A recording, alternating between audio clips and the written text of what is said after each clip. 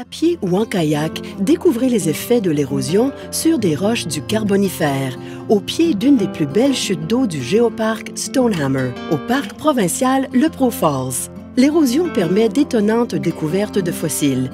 Vous n'oublierez jamais le bruit de la cascade, le cri de l'aigle, la vue d'un grand héron qui se pose et bien sûr le plaisir d'observer les phoques au jeu.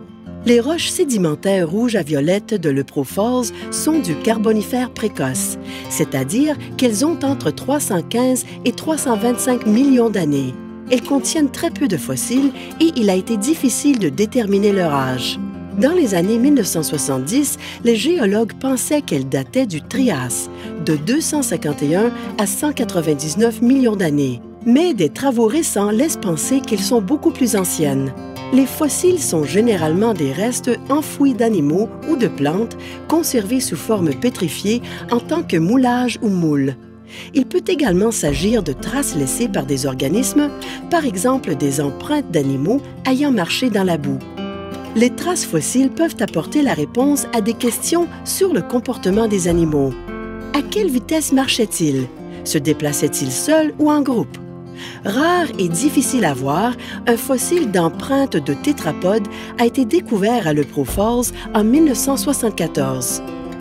Un tétrapode est un animal à quatre pattes. Au moins 2 séries de traces ont été découvertes. Les empreintes sont séparées par un sillon laissé par la queue de l'animal, alors que celui-ci marchait sur une surface mouillée. Elles ont probablement été laissées par certains des premiers reptiles que la Terre ait portés. Les roches à Le Pro Falls étaient autrefois des dépôts de sable et de boue, sur le lit d'un ancien cours d'eau ou sur le littoral.